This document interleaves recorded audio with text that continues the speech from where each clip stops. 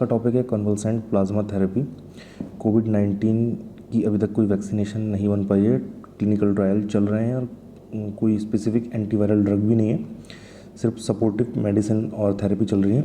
तो उसी कॉन्टेक्स्ट में साइंटिस्ट का कहना है कि ये जो कन्वल्सेंट प्लाज्मा थेरेपी है काफ़ी कारगर सिद्ध हो सकती है इसके ट्रीटमेंट के लिए। तो थोड़ा इसके बारे में जान लेते हैं।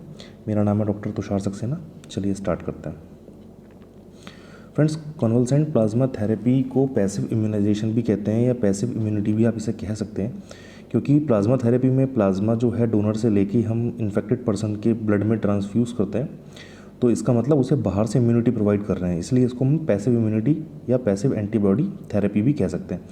एग्ज़ाम के पॉइंट ऑफ व्यू से काफ़ी इंपॉर्टेंट है, तो इसलिए हमने इसको कुछ सब टॉपिक्स में डिवाइड कर लिया है। तो इससे समझने में भी आसानी होगी और हमें थोड़ा सा मटेरियल भी मिल जाएगा एग्ज़ाम में लिखने के लिए। तो ये टॉपिक इस तरीके से है कि convalescent, what is plasma therapy, how it works, what are the requirement, clinical trials, restrictions, advantage, disadvantage, usefulness, is it treatment और फ्यूचर पाथ। तो चलिए स्टार्ट करते हैं।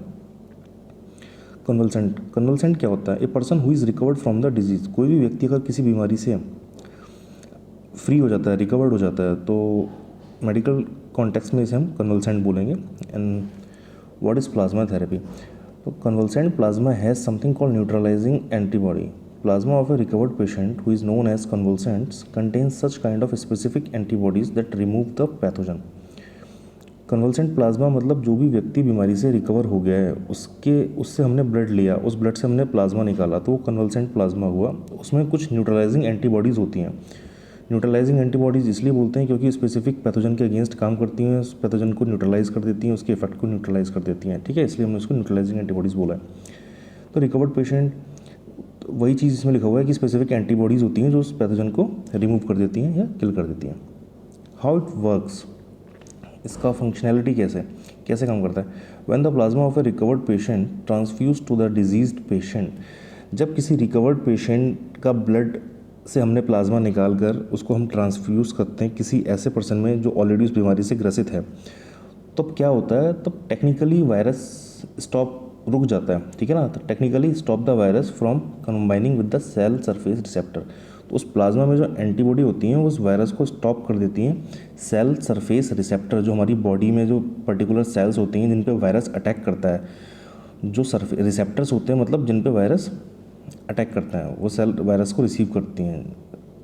ठीक है ना, तो उसको स्टॉप कर देता है, जिससे कि होता है वायरस की ability to enter properly in body और टू मतलब प्रॉब्लम क्रिएट करने की जो क्षमता होती है वायरस की, वो ख़त्म हो जाती है उस एंटीबॉडी के माध्यम से।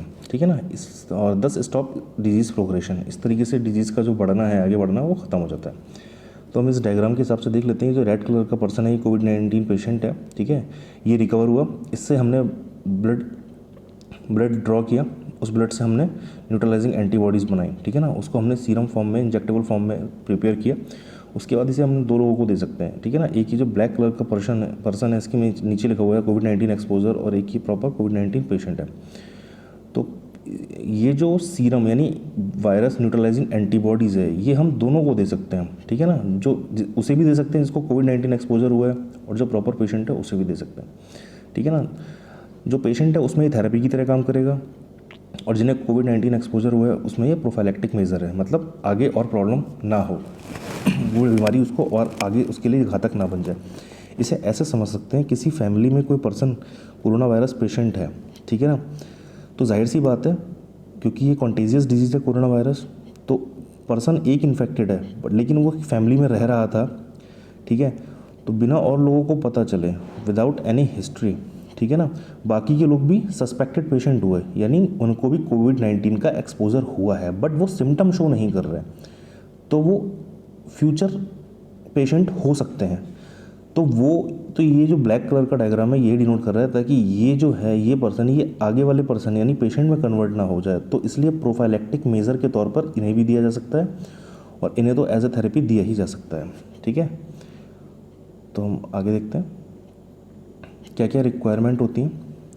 एक डोनर चाहिए जो कि उस बीमारी से कम 2 से 3 हफ्ते पहले रिकवर कर चुका हो।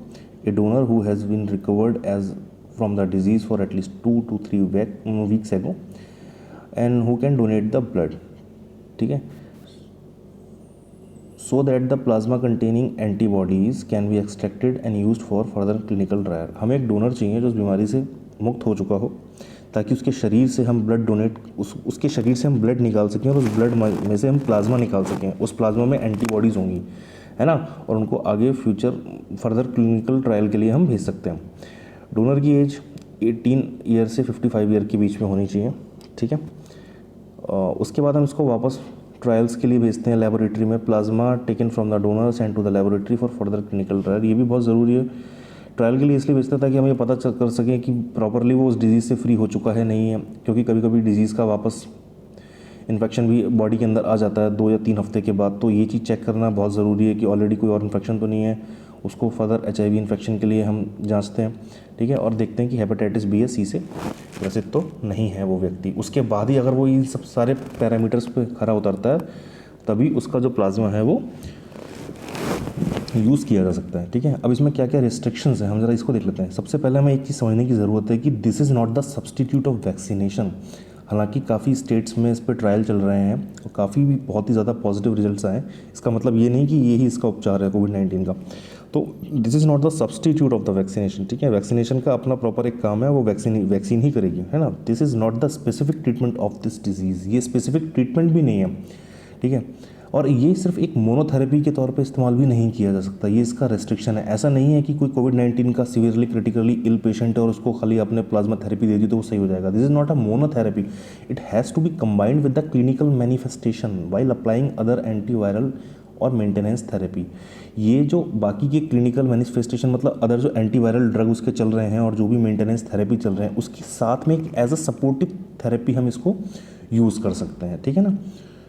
उसके बाद हम देखते हैं इसके क्या क्या फ़ायदे हैं। मोर फेवरेबल प्रोग्नोसिस, इसकी प्रोग्नोसिस काफ़ी हाई है ये, ठीक है। प्रोग्नोसिस मतलब रोग निदानिक क्षमता, काफ़ी ज़्यादा अच्छे रिजल्ट्स इसने दिए हैं। तो it is a best option where is no specific treatment, क्योंकि जब तक कि इसका कोई स्पेसिफिक ट्रीटमेंट अभी भी नहीं आया है, साइंटिस्ट लगे हुए हैं, तो अभी तक के लिए इस कंडीशन में ये बेस्ट ऑप्शंस है ना। इसके कुछ डिसएडवांटेज भी हैं, हम वो देख लेते हैं।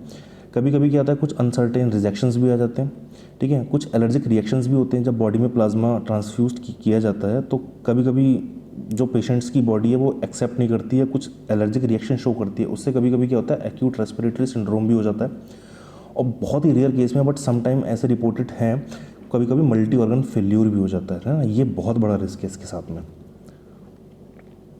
यूज़फुलनेस, इसकी उपयोगिता क्या है देख लेते हैं। This therapy gives very good result but are still going under trials. मैंने आपको बताया कि अभी भी इसके ट्रायल चल रहे हैं, ठीक है। This therapy is useful for severely और critically ill patient who has no other और मोर ऑप्शन। ये थेरेपी सिर्फ और सिर्फ उन्हीं कोविड-19 के पेशेंट के लिए उपयोगी है जो बहुत ही ज़्यादा सीवियरली क्रिटिकली इल हैं, जिनके पास या तो ज़्यादा ऑप्शन नहीं है या फिर इसके अलावा कोई और ऑप्शन नहीं है। ऐसा नहीं है कि प्लाज्मा थेरेपी आप हर कोविड-19 पेशेंट के लिए अप्लाई कर सकते हैं, ठीक है।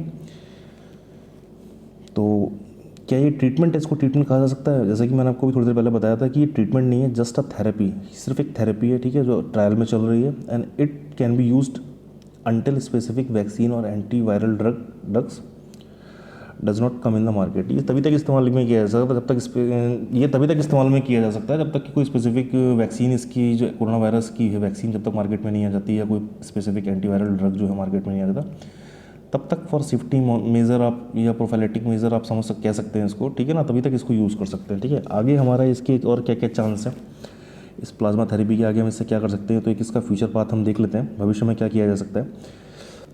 फ्रेंड्स, एक टेक्निक होती है मोनोक्लोनल एंटीबॉडी प्रोडक्शन प्रोसीजर, ठीक है ना। तो स्पेसिफिक एंटीबॉडीज़, ठीक है, जो रिकवर्ड पेशेंट के प्लाज्मा में, ब्लड प्लाज्मा में हमने एक्सट्रैक्ट करके निकाली थी, बहुत ही लिमिटेड अमाउंट में होती हैं, बहुत ही कम अमाउंट में होती हैं, ठीक है ना। तो इतने कम अमाउंट की एंटीबॉडी से काम चलाया नहीं जा सकता, क्योंकि पेशेंट नंबर ऑफ पेशेंट बहुत ज़्यादा है, ठीक है ना, और हमारे पास डोनर बहुत कम है। इंडिया में एक तो ऑलरेडी टेस्टिंग कम है, हालांकि हाल फिलहाल के दिनों में आंकड़ा बढ़ा है टेस्टिंग का, बट ऑलरेडी टेस्टिंग कम है, और टेस्टिंग कम होने के बाद रिकवर्ड पेशेंट तो और भी ज़्यादा कम है। अब उन रिकवर्ड पेशेंट में भी डोनर बनने के लिए बहुत कम लोग रेडी हैं, तो गवर्नमेंट लोगों को बोल रही है, जो भी रिकवर्ड हुए हैं, कि प्लीज़ आइए आप डोनेट कीजिए, ये आपकी नेशनल ड्यूटी है, मदद कीजिए इस महामारी से लड़ने के लिए, है ना। तो ऑलरेडी हमारे पास डोनर कम है, और जो डोनर हैं भी, उनमें से जो हम उनके प्लाज्मा में से जो हम एंटीबॉडी एक्सट्रैक्ट करते हैं वो ऑलरेडी काफ़ी कम नंबर में होती है, ठीक है ना। तो जो एंटीबॉडी हम उसके रिकवर्ड पेशेंट के प्लाज्मा से निकालते हैं could be further generate exactly same kind and with same property. तो ऐसी ही एंटीबॉडी हम उसी तरीके की और उसी प्रॉपर्टी वाली एंटीबॉडी हम और अलग मात्रा में बना सकते हैं, बहुत सारी बना सकते हैं। किस तरीके से बना सकते हैं? मोनोक्लोनल एंटीबॉडी प्रोडक्शन प्रोसीजर, ठीक है। ये एक बायोटेक्नोलॉजी का टर्म है, एक प्रोसेस है। जैसे आपने RT reverse transcriptase RNA technology पढ़ी है जो कोरोना वायरस की टेस्टिंग में काम आती है, वो बायोटेक्नोलॉजी का एक प्रोसीजर है, ठीक है। उसी तरीके से मोनोक्लोनल एंटीबॉडी प्रोडक्शन प्रोसीजर है। इस प्रोसीजर को फॉलो करके बहुत सारे नंबर में एंटीबॉडी बनाई जा सकती है। तो अगर हम इस प्रोसीजर को फॉलो करें तो हमारे पास एक बल्क में एंटीबॉडी बन सकती है, जिससे कि हम और बहुत सारे पेशेंट्स का ट्रीटमेंट कर सकते हैं। तो ये टेक्नोलॉजी आगे फ्यूचर में काम में लाई जा सकती है। हालांकि काफ़ी महंगी और काफ़ी टाइम कंज्यूमिंग टेक्नोलॉजी है और प्रोसेस है, ठीक है ना। लेकिन एक हमारे पास एक ये आइडिया है कि हम ऐसा कुछ कर सकते हैं। तो basically friends, convulsant plasma therapy यही है कि कोई भी व्यक्ति जो उस बीमारी से ग्रसित हुआ हो और बाद में रिकवर्ड हुआ हो किसी भी वजह से, इधर बाय मेडिकेशन इधर by body self immune response, ठीक है ना, तो उसकी बॉडी में एंटीबॉडी प्रोड्यूस हो जाएंगी। वो एंटीबॉडी कहाँ रहेंगी? उसके प्लाज्मा में। प्लाज्मा किस में होता है? ब्लड में। तो उससे वो प्लाज्मा एक्सट्रैक्ट किया जाए, उसमें से एंटीबॉडी निकाली जाए और वो एंटीबॉडी उस व्यक्ति के अंदर इंजेक्ट की जाए जो ऑलरेडी अब पेशेंट है, ताकि वो एंटीबॉडी उसमें जाके और एंटीबॉडी बनाए और जो इन्फेक्टेड पेशेंट है उसके क्योर होने के चांस बढ़ जाएँ। तो फ्रेंड्स, आज की इस वीडियो में इतना ही। Thank you so much.